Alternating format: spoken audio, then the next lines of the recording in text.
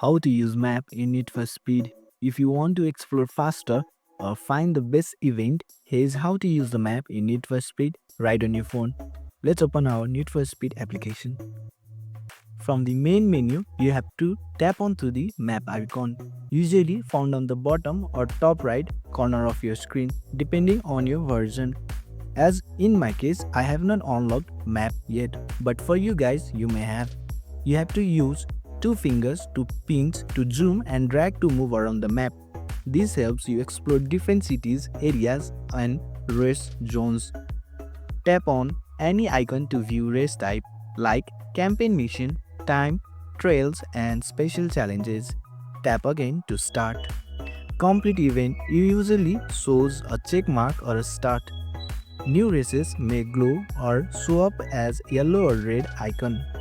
And that's how you use map in Need for Speed on your iPhone. Thanks for watching.